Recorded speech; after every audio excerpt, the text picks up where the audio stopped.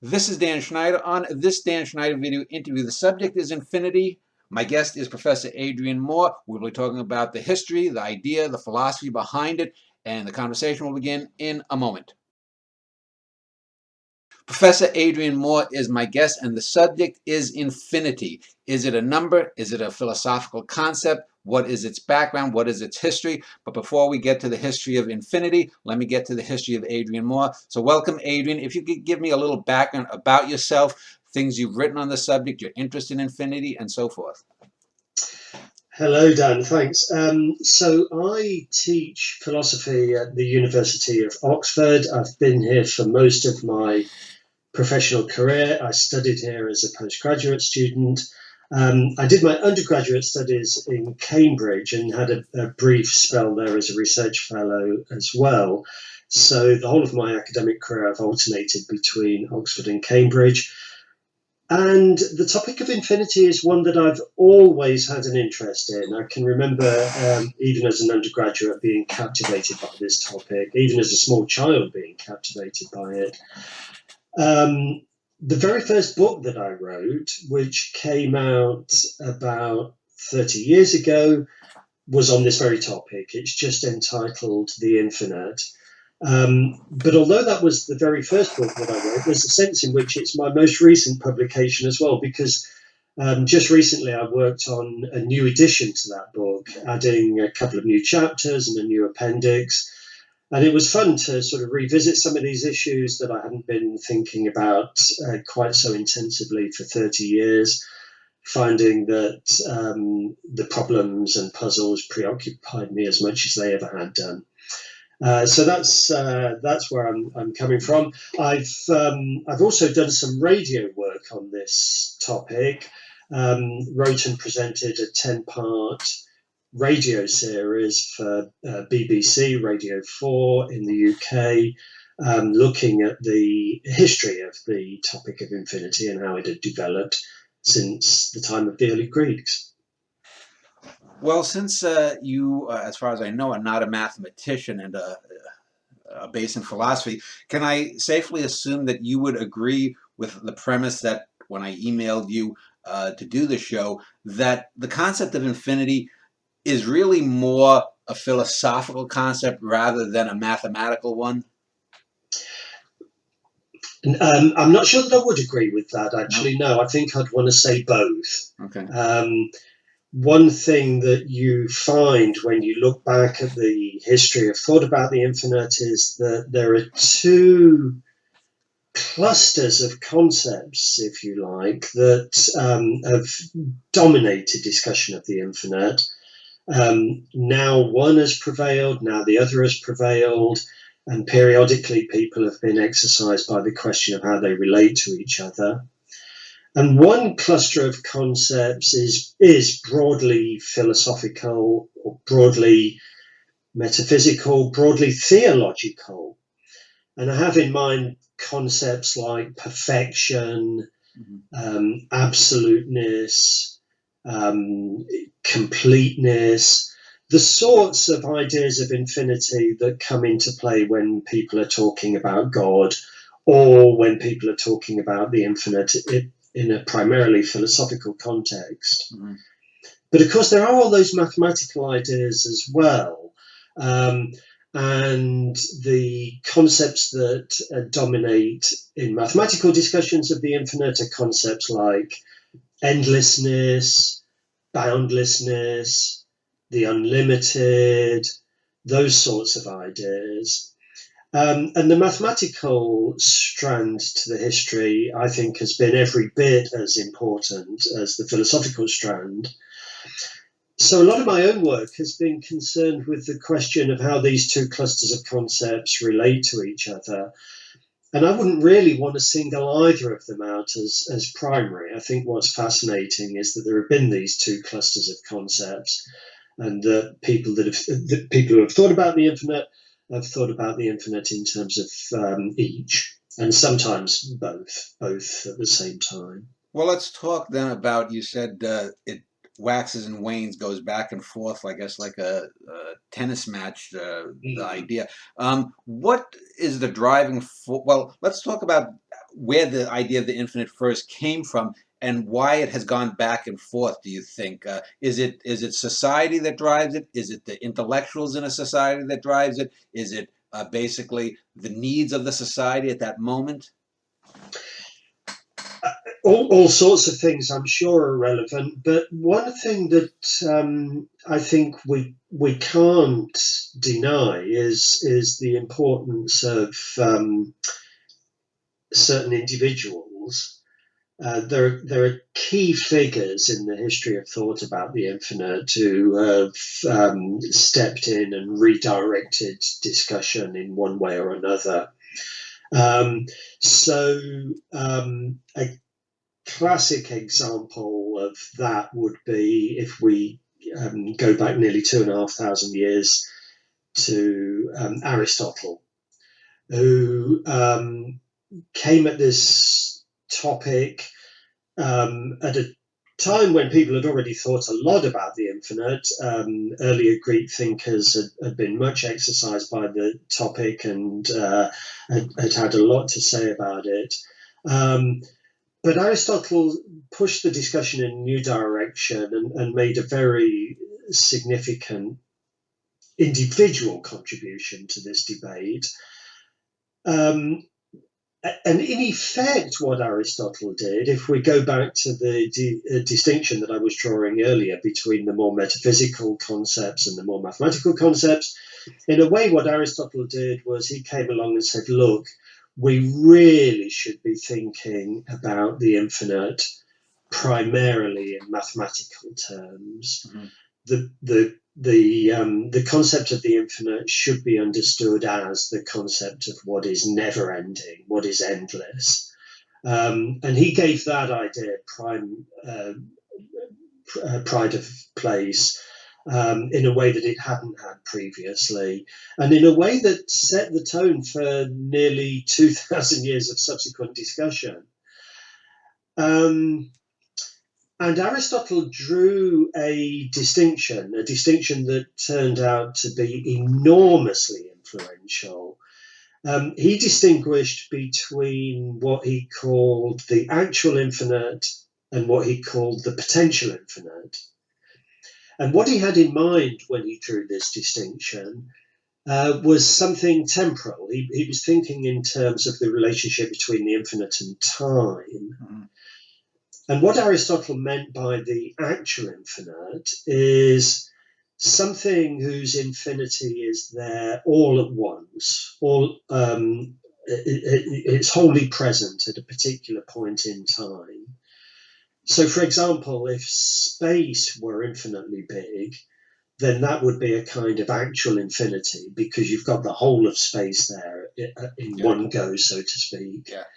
And if it was infinite, that would be the actual infinite. Whereas the potential infinite, what he had in mind when he talked about the potential infinite, is the kind of thing whose infinity is spread over time. You never encounter it all in one go. There's this never-ending progression. So if time was infinite, if time itself was infinite, that would be a potential infinity. That would be an infinity that emerged in a never-ending process, in this case, the process of time itself. And would modern physics have merged that with the concept of space-time? Modern physics reacts in various complicated ways to Aristotle's distinction and introduces all sorts of concepts that obviously Aristotle himself could not have been aware of. But if I can just finish talking about Aristotle and then relate it back to modern physics, what Aristotle did, having drawn this distinction and having previously insisted that the mathematical concept of the infinity was the true concept of infinity, what Aristotle did was he said, look, what this means is that we can only really make sense of the potential infinite. We can't make sense of an infinity that's there all at once. Because what the infinite is, what the mathematical concept of the infinite is the concept of something that's never ending. And Aristotle said we have to think of that in temporal terms. We have to take it literally. The infinite is that which is never fully there. It's constantly in a state of becoming. You can't have something presented all at once that's infinite. That was Aristotle's view. Now, obviously, there's all sorts of things going on in contemporary physics that wouldn't square naturally with all the things that Aristotle wanted to say, all sorts of developments that he couldn't possibly have been aware of. But one thing that's really striking is that you find curious echoes of this idea right through to the present. And contemporary physicists are, in their own way, as nervous of the actual infinite as Aristotle was.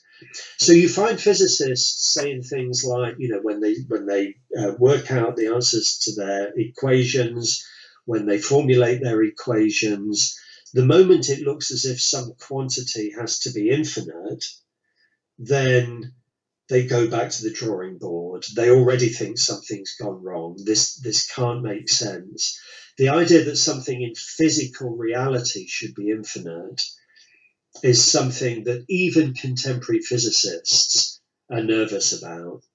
And it's a very ancient idea. It's an Aristotelian idea that sort of emerges in a contemporary scientific guise. Adrian, let me pick up on something you had mentioned, talking about different concept of infinity, the human ability to deal with a present infinite. And let me just go to sort of the 180-degree end of that. I've often said to people that I don't think many human beings can really grasp the concept of nothingness. When they think of nothingness, they either think of blackness or silence. And I say, no, that's blackness, that's silence. And the closest that I, as a mortal, can come is say, well, when I think of nothingness, I'd have to think of what I was thinking of in, say, 1868. I wasn't born then, so that's the closest that I can come. Do you think that the problem that people have had with infinity, and especially that the actual infinities you were talking about, is similar to what I've just described about nothingness, that in order to really understand the infinite, we would have to know all things at all times, and as finite mortal beings, it's almost beyond us? Yeah, I think there's a lot of truth in that. I mean, people obviously struggle with the concept of infinity. We find it hard to imagine infinite space. We find it hard to imagine infinite time. We find it hard to think about the infinite in a theological guise. When people invite us to contemplate the infinitude of God, again, we draw a kind of blank. And I think it's a little bit like what you've described with the concept of nothingness. What happens is that various other things fill our minds, and then we find ourselves thinking, well, no, that's not really quite right. That's a surrogate. Yeah. So, you just envisage, you're trying to imagine infinite time, you just envisage some long, tedious process. We're all familiar with long, tedious processes. We've all been standing there waiting in queues, wishing that the person at the front of the queue would get on with their business. But obviously, that falls short. And it's very difficult for human beings to get their minds around the infinite. Mathematicians talk about the infinite, but again, you might wonder quite what's going on there, because what they're doing usually is they're explaining it in terms of mathematical equations, and the actual stuff on the page in front of them is all finite. There's a finite bit of paper in front of them with finitely many symbols on it. And however it is that these are somehow representing the infinite, it's hard to escape the feeling that all they're really dealing with is something that's finite. But the paradox, I think, is this. And again, it relates to what you were saying about the concept of nothingness. Okay, so we find it hard to think about nothingness, but we also have this sense that, in the past, that's what we were in touch with. If you go back 200 years ago, as you say, this is your own example, ask, what were the contents of my thoughts 200 years ago? Yeah. Then it looks as if the answer then is, well, a kind of nothingness kicks in. Or similarly, I mean, depending on your views about an afterlife, if you go forward 200 years, what will be the contents of my thoughts then? So we find ourselves sort of getting self-conscious about this and thinking, well, hold on a sec. When all said and done, we surely do need to be able to make sense of this idea of nothingness. We surely do need to be able to make sense of this idea of infinity, because, here we are, finite beings with edges. I mean, we literally have edges. We have spatio-temporal edges. There's a particular position in space that I occupy. There's a particular position in time that I occupy. If you go far enough away from me, or if you travel far enough back in time or far enough forward in time, you get to points where I am not. Yeah. So that seems to sort of suggest some sort of relationship between me and nothingness. But also there's the very idea of a contrast, finite as opposed to what? I'm well aware that I'm a finite being. I'm well aware that I'm limited. I'm well aware that I'm limited in size. I'm well aware that I'm mortal. I'm well aware that I'm limited in intellectual ability, in knowledge. There's all sorts of things that I don't know. But this immediately suggests a possible contrast. Okay, so I'm subject to these limitations, but again, as opposed to what? As opposed to something that's not subject to these limitations, as opposed to a being that isn't limited in knowledge, but is omniscient, or a being that is not limited in power, but is omnipotent. Now, of course, it doesn't follow that such a being exists. I mean, this is not an argument for the existence of God, but it may be an argument for the existence of the conceivability of God. It may be a way of suggesting to ourselves that when all's said and done, we have this idea of the infinite, that which is in stark contrast to our own finite nature.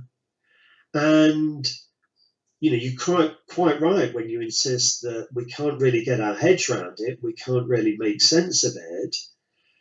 But the other thing that we don't want to do is we don't want to dismiss the concept altogether. And that's why I think it's maintained such a fascinating history and has always continued to capture people's imaginations. Has infinity, has it derived from Western theological thought, the idea of the Judeo-Christian God being infinite? And are there similar concepts in, say, Hinduism or Buddhism or Taoism? Yeah, I mean, I'm slightly nervous about discussing the Eastern traditions. Okay. Simply because I don't have a great deal of expertise in that area. But there is an interesting contrast that we can draw even within the Western tradition that's related to your question. And again, it has to do with this distinction that I drew right at the beginning between the more metaphysical concepts and the more mathematical concepts. The metaphysical concepts, the theological concepts, nowadays all tend to have what you might call positive vibes. I mean, when we think about the infinite, we think about something, great, something magnificent, something that we stand in front of in awe, something that perhaps should command our veneration and respect. But if you go back to the ancient Greeks, and in particular, if you go even further back than Aristotle, um, you find exactly the opposite. They talked about the infinite, but for the ancient Greeks, it tended to be a derogatory term. They had a sense of, the forces of good and the forces of evil, the forces of the finite and the forces of the infinite, and they very much wanted to assimilate the finite to the good and the infinite to the bad. They thought that what was infinite was somehow unruly, outside our control, beyond the reach of it's our reason. unbounded. It's unbounded. It's unbounded. That's right. And boundedness for them, I mean, that was a buzzword. That was, to be bounded was to be rational, was to be the kind of thing that you could circumscribe in your thinking. Prometheus Unbound is scary. Exactly, and they were scared by it. I mean, they treated it with a mixture of horror, repugnance, incomprehension. They just weren't quite sure what to make of it. And the Pythagoreans, this is an ancient school, 5th century BC school of philosophers, they believed in two fundamental cosmic principles, which they referred to as the limited and the unlimited. And they did think in terms of some kind of cosmic battle between these two principles. And when they looked around them at the world of nature and found that it did make sense, when they discovered more and more physical laws and were able to understand what was going on in the natural world, they drew the conclusion that what this was the forces of the limited overcoming the forces of the unlimited. So things became bounded in various ways, bounded by physical laws, bounded by spatio-temporal structures, bounded in a way that we human beings could ultimately make sense of. And it was quite a bit later, not until around the 2nd century AD, that there was this modern assimilation that we're now familiar with of the infinite with perfection, supreme goodness. That was a complete turnaround from what the ancient Greeks had thought. So there's a very, very striking contrast between ancient thought and modern thought. Well, is that because it's a more utilitarian concept of infinity? Because we now have the lemniscate, which is the sideways 8 symbol. We use it in mathematical concepts. Have we, in a sense, tamed or domesticated the idea of infinity, do you think? That's what a lot of people like to think. And certainly if you talk to a lot of contemporary mathematicians, they will tell you that exactly what we've now done is we've learned how to tame the infinite, and we can still regard it as something splendid, as something that we don't have to be afraid of, but we can regard it as something that we don't have to be afraid of because we've now got the measure of it. Mm-hmm. And mathematicians say this sort of thing because during the last couple of hundred years, and this goes back to the 19th century, mathematicians have made incredible formal strides. They've produced remarkable technical work exploring the infinite. and getting it under greater and greater control, and coming to a deeper and deeper formal technical understanding of it. And as I say, if you ask contemporary mathematicians, whether we now have the measure of the infinite, very many of them will say yes. I mean, there are all sorts of fascinating questions that remain to be addressed, all sorts of open questions to which mathematicians are still searching the answers, but at least they think, they now have the tools to broach those questions, and they've been able to formulate precisely what those questions are. Now, my own view, for what it's worth, is that actually, I mean, I personally find this contemporary mathematics fascinating, and I don't want to denigrate it for 1 minute, but I do think that in its own way, it actually takes us back to the ancient Greeks, and in fact serves as a reminder of how much we haven't got the measure of, because actually even the formal work that mathematicians do puts us in mind of, well, I mean, sorry, let me begin again. What they do is they start drawing distinctions between different kinds of infinity.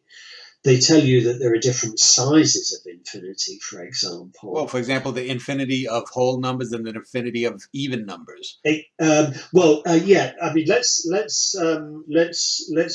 get onto that in a little while. I'll come back to that because that's a really interesting example. But yes, they distinguish between different infinite sizes. And my own view is that although it's, as I say, I don't want to denigrate it for 1 minute, although this work is fascinating and technically rich and technically remarkable, in a funny kind of way, it does take us back to square one, because they distinguish between all these different infinite sizes and then recognize a kind of infinitude that transcends even all of that. Yeah. There's a sort of infinity that's so big that it can't be measured, it can't be treated mathematically. So you've got what you originally thought you had, the immeasurable, the unlimited, the unbounded, the truly infinite. Whether they like it or not, I think mathematicians are forced to talk in the same kind of way that people were previously talking during the previous 2,000 years or so. Okay, so we're talking about different infinite sizes. Before we can really make any headway with this, we need to think a little bit more precisely about what we mean by size. And in particular, if you're comparing two collections in size with each other, what exactly are you doing? Yeah. Sometimes we can see that two collections are the same size simply by counting. So you can imagine yourself in a room at a meeting, for example, and there's a lot of people sitting around a desk, and your mind wanders. It's not a very interesting meeting. And you suddenly find yourself thinking, I wonder if the number of men in this room is the same as the number of women. And you count. Somebody's droning on in the background, and while they're droning on, you count the number of men and you count the number of women. And lo and behold, let's say it turns out that there are 12 of each. There are 24 people in the room altogether. There are 12 men and there are 12 women. There you go. You've answered your own question. The number of men in the room is the same as the number of women, and you've managed to ascertain that simply by counting. And often we can see that two collections are the same size simply by counting. But sometimes you know that two collections are the same size without counting. indeed, without even being able to count. So, for example, I have no idea how many twins have ever been born. I couldn't even make a decent estimate of that number, a decent guess of it. But here's something that I do know. I do know that the number of firstborn twins that there have ever been is exactly the same as the number of second-born twins that there have ever been. I don't know how many of each there are, but I know that those two numbers are the same. Similarly, I might be at a sports event and I'm looking around at the stadium and I'm thinking, I don't know how many people there are in this stadium. It looks as if it's roughly 50,000, but I don't know exactly how many there are. But even though I don't know that, here's something that I do know. I do know that the number of left legs in the stadium is the same as the number of right legs in the stadium. And I'm assuming, for these purposes, I'm assuming that somehow I've been able to rule out that there's some unfortunate person who only has one leg. Yeah. So let's suppose that for one reason or another, I do know that everybody in the stadium has two legs. Okay, well, in that case, I can be absolutely confident that the number of left legs is the same as the number of right legs. Now, you're probably thinking, okay, this is all very well, but what's it got to do with infinity? Yeah. Okay, so the connection is this. In the twins case, and in the case of the legs, I was able to ascertain that two collections were the same size, even though I didn't know how big they were, because there was a way of pairing the things off with each other. To each firstborn twin, there corresponds a secondborn twin, and vice versa. To each secondborn twin, there corresponds a firstborn twin. Because there are certain things that have essential connections. They have to be. They come in pairs. Yeah. They come in pairs. You've got one, you've got the other. You've got the other, you've got one. Yeah. And similarly, obviously, with the legs. Yeah.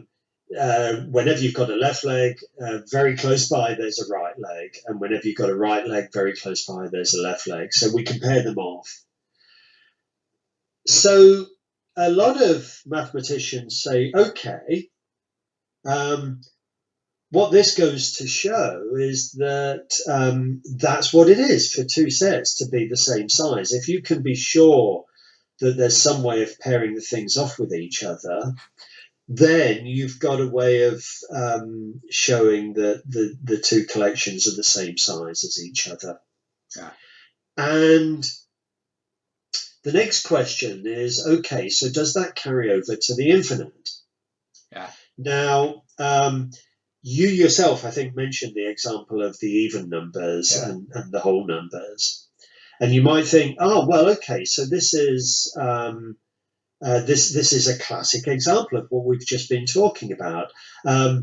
We can say, using the same basic idea, that the number of even numbers is the same as the number of odd numbers because they come in pairs. You can pair 1 with 2, you can pair 3 with 4, you can pair 5 with 6, 7 with 8, etc., etc., etc. So even though we're talking about an infinite collection, it looks as if they can be paired off. And you might think, well, so far so good. It looks as if we can extend these ideas to the infinite case. But the problem is that there's a paradox that kicks in. Because here's another way that we can pair things off. We can pair the even numbers off with the whole numbers. Yeah. 1 can be paired with 2. 2 can be paired with 4. Yeah. 3 can be paired with 6. 4 can be paired with 8, and so on and so forth. Right. And now it's beginning to look puzzling, because now we're thinking, well, hold on a sec, this can't be right. This is a way of saying that the part is as great as the whole. but surely the part can't be as great as the whole. So we've got a paradox on our hands. We're not quite sure what to say. Now, what mathematicians do say, the way that mathematicians address this problem, is they say, let's not think of it as a paradox. Let's take it in our stride. Let's just admit that all these sets are the same size. The part is as big as the whole. That's just one of the many peculiarities of the infinite. Yeah.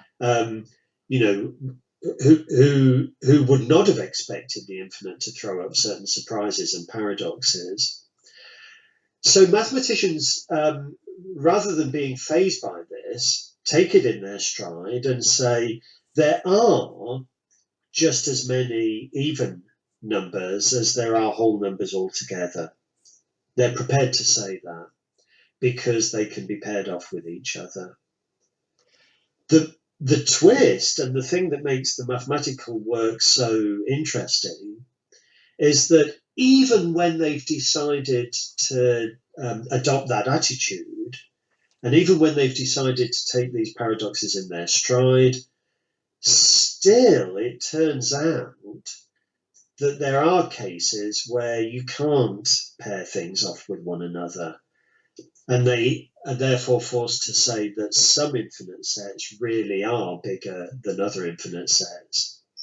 Now, the details, unfortunately, are beyond this kind of brief presentation. But the general idea is a striking one. And as I say, that's what makes the mathematics so interesting. Well, let me just take off on that, because in some other shows over the now close to 260 that I've done, I've talked about the human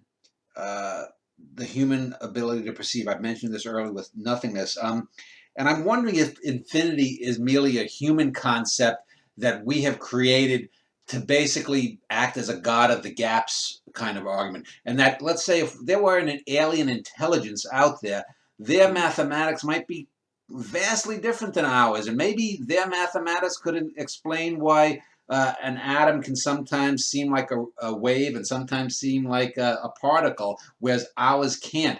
Do you think that it's possible? Because I believe really that mathematics is a language. It's not reality. Sometimes I've read mathematicians saying, there could be cosmoses of pure mathematics. Well, what's that supposed to mean? That there are equal signs floating around in the ether?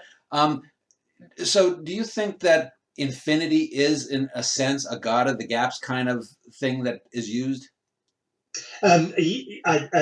Personally, I'm inclined to be on your side in this debate. I mean, it's a huge debate in the philosophy of mathematics. Yeah. That there is this colossal question about whether our mathematics answers to an independent reality or not, or whether it is basically just us manipulating language and manipulating a certain kind of symbolism. And I'm quite attracted to the view that I think you're attracted to, which is that when we're doing mathematics, we are basically playing with language. And as you say, that immediately raises the question, what kind of convergence would we expect with aliens if we eventually confronted them? But, and it's a very, very significant but, and it's the reason why this issue is not at all straightforward.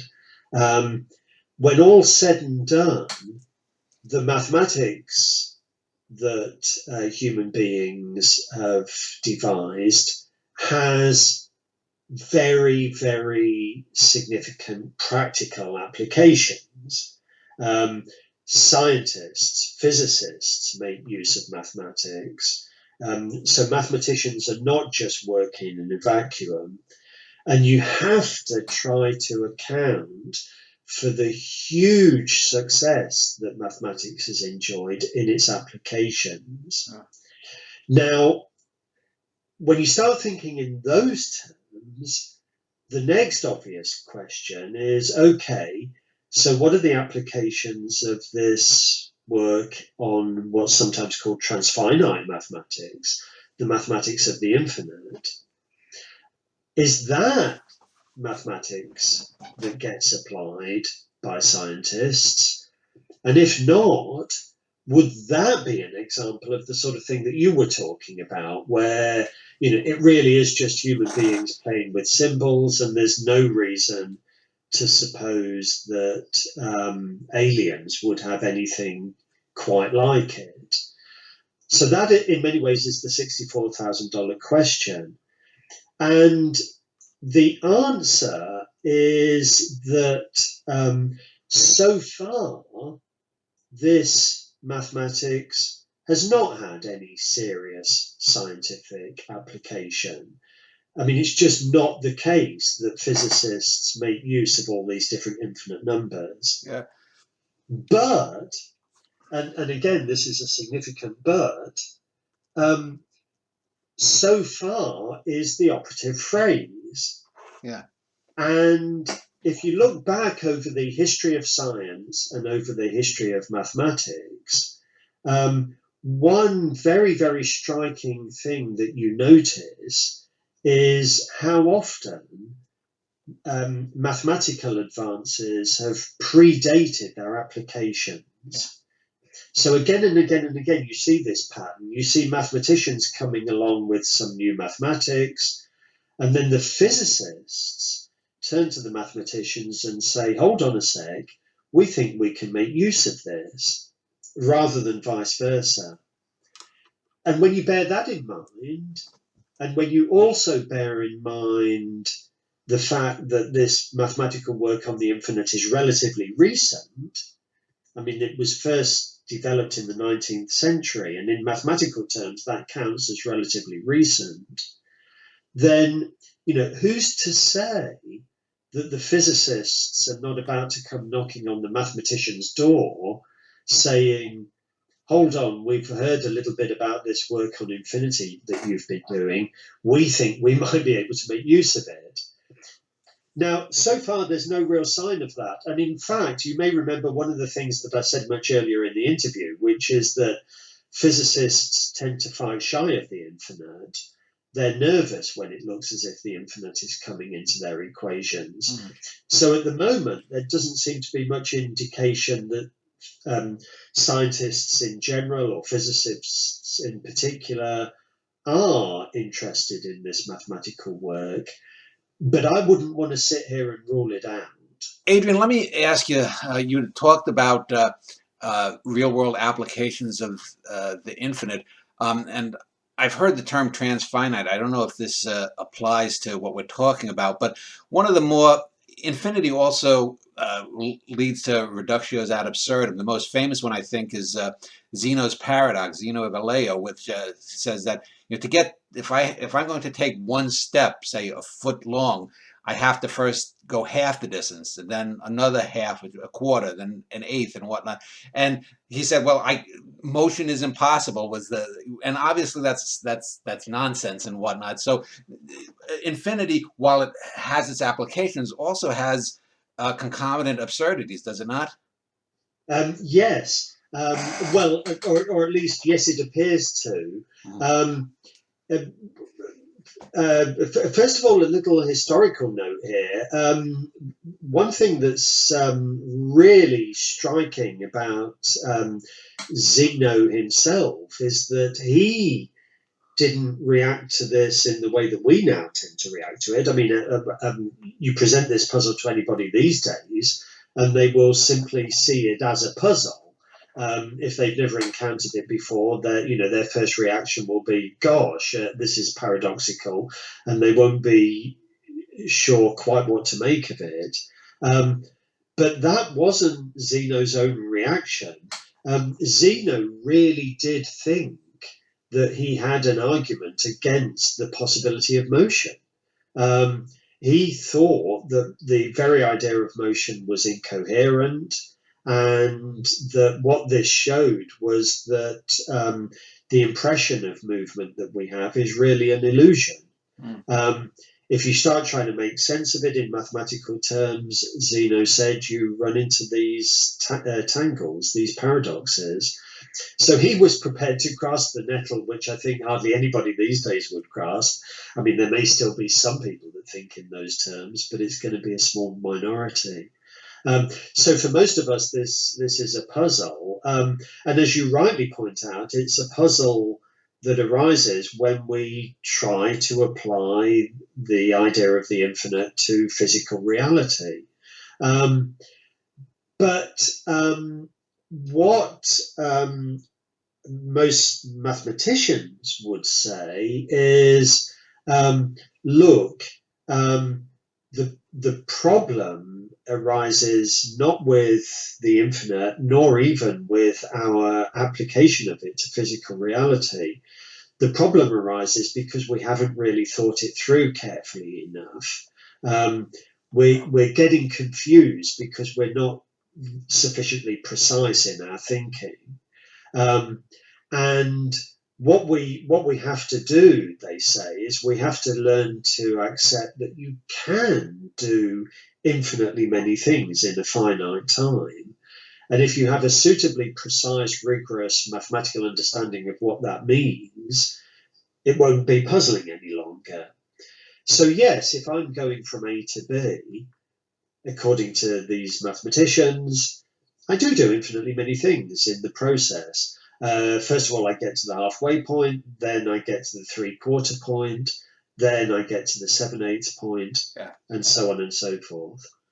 And if you spell out the mathematics, if you spell it out carefully enough, it turns out that it's not paradoxical at all. It all makes perfectly good sense. The problem with that is, I mean, that's fine, and until you start considering variations on a theme. So suppose I'm not just simply going from A to B. Suppose that I'm pausing every so often for a sip of water, because it's a hot day and I'm getting thirsty as I'm walking along. And in particular, suppose that, I managed the first half of the journey fine, but when I get to the halfway point, I stop for a sip of water. And then as I continue my journey, it's getting hotter and hotter, and I'm getting more and more tired. And I find that I need my next sip of water when I'm 3/4 of the way there. Yeah. And then I find that I need another sip of water when I'm 7/8 of the way there, and so on and so forth. Now, can I do this? Can I get from A to B having stopped for a sip of water infinitely many times? And that suddenly does seem puzzling. Well, because bladders are finite. Sorry, because what? Bladders are finite. Oh, because bladders are finite. Oh, well, you needn't worry about that. Actually, that's less of a problem than you might think. Yeah. You're absolutely right that bladders are finite, but you might be taking ever smaller sips. Right. So the first sip, you might finish half the bottle. Actually, it might be more than a sip. It might be a real gulp. Yeah. But the second time, you only have a quarter of the water that was there originally. And the third time, only an eighth. So as long as your bladder can hold the entire water bottle, you're okay. Well, let me. I'm sorry. I was just going to say, you still. Yeah. I mean, but there's still a puzzle, obviously, because you've done it infinitely many times. Well, I want to bring the interview to a close, and we've talked about the history. We've talked about some of the more salient ideas about it. But let's look forward into the future, since you've written about it in a cultural perspective. What is a practical application going forward in human history for the infinite? Obviously, assuming we don't kill ourselves with nuclear war or global warming, and we go out into the solar system and then presumably out further into the cosmos, and we don't run into some alien civilization that either likes to eat us or enslave us. Is there a practical application for infinity that is going to hit us, do you think? Or will we find that finitude has its burdens, do you think? I think this is an excellent question. I mean, I think as far as the formal mathematical work is concerned, we we simply have to say that the jury is out, and this goes back to the point that I was making earlier. The formal mathematical work has never been seriously applied, but it is still relatively young, and there are these examples, as I emphasised earlier. There are these examples in the history of mathematics and the history of science, examples where the formal work predates its applications. So whether any of that eventually gets applied in a serious way, who knows? But there's also the philosophical, metaphysical, theological conception of the infinite. And the question arises what kind of force those ideas may have or may continue to have. And that raises some very deep questions about religion, I think. Questions about the place of religion in a contemporary context, what kind of future religious beliefs have. They've obviously got a very significant past. Whether you're religious or not, you're bound to acknowledge that human beings have, in fact, lived their lives according to religious ideas, and religious ideas have played a very, very important role in human beings' lives. To what extent those ideas will continue to direct human beings, and in particular, to what extent ideas of the infinite will continue to direct human beings, is a fascinating question. I don't pretend to have any insight into this. I mean, I do. I mean, as it happens, I do have a great sympathy for these religious ideas, and would like to think that they do have a significant future. But I suspect that insofar as the infinite will be an important cultural force in the future, it will be because of that religious or philosophical dimension rather than because of the mathematics. My final question is, there's the old concept of turtles all the way down, sort of that the Earth was the back of a turtle, and it was on a turtle, which was on a turtle, which was on a turtle, which was on a turtle. And one of the things that I've often, when discussing with people, say that, well, we know that there is something out there, not nothing. So even if, apropos of people thinking, say, that we're a computer simulation or the dream of a god, that if you go all the way down, there has to be some base reality. And if there is some base reality, that suggests to me that there has to be a finitude to things. Now, there could be a finitude to the physical reality. So I've sometimes thought that the only real world application that might be, and I could be totally wrong, would be an infinity of time. And this gets back to your division of the tangible versus sort of the eternal idea that we were talking about earlier. Is that sort of connate with your own ideas about infinity? Do you think that maybe time is possibly the only thing that is infinite?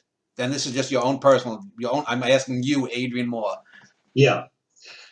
Well, I do think if we put time to one side for the time being, if you'll pardon that way of putting it, so let's temporarily forget about time. I do think that the concept of the infinite does sort of crumble under its own weight. I mean, I quite like your analogy with the tortoises. There's something really deeply puzzling about the unlimited, and I suppose in this respect I'm in line with Aristotle. The idea of an infinity that's given all at once doesn't really seem ultimately to make sense. But nevertheless, I don't think it follows from that the concept has no role to play in our lives. There are ways, I think, interesting ways in which human beings can make use of concepts that are incoherent. That's a large discussion in its own right, and that would take us off onto a huge tangent, even if we weren't almost at the end of the interview. So yes, there's ultimately, I think there's something incoherent about the notion of the infinite. Now, the question, and this is, I think, what you're getting at, is, nevertheless, is that just a comment about the infinite, what Aristotle would have called the actual infinite? Is there still room for a kind of potential infinite, a kind of infinity that's spread over time? Does that survive as something that we can make sense of? Well, I mean, if you're talking about real physical time, then I have to say that I just don't feel qualified to answer that question. I think that's a question for physicists. And some physicists tell you that there's quite compelling evidence that time itself is only finite. I mean, we're all familiar with the idea of a Big Bang. And there are physicists who will say it wasn't just the universe that began with a Big Bang 15 billion years ago, it was time itself. And there are physicists who take seriously the idea that there will eventually be a big crunch, that everything will eventually turn in on itself and collapse into another sort of singularity. And again, some of those physicists see that as not only the end of the universe, but the end of time. And the view would be that time is finite. Now, whether that's so or not, that's an empirical question. That's a question about the physical universe. That's a question for scientists to address. And maybe one day they will have compelling evidence one way or the other. But if you mean time in a more metaphorical way, if you're thinking of time as a more abstract notion, if you don't mean real physical time, and the question is, can we make sense of the infinite as something that's never ending in this more metaphorical sense, then once again, we're right back with Aristotle. I mean, this means that we're talking about the potential infinite. And yes, I'm very Aristotelian about this. I think that notion does have a kind of coherence that the notion of the actual infinite lacks. How exactly you draw the distinction, given that this talk of time is only metaphorical, is a big further question. Aristotle didn't think that it was metaphorical. Aristotle took himself to be talking about real time. But we're working on the assumption that the discussion of real time is a discussion for physicists to have, not for mere philosophers like me. Well, I want to say, okay. So I mean, just a final brief comment, but just to say that, as so often in philosophy, what that means is that we're left with a lot of unanswered open questions. Well, I will link to your page at Oxford, Adrian Moore. Thank you for spending an hour or so speaking about infinity. Okay, thank you very much indeed.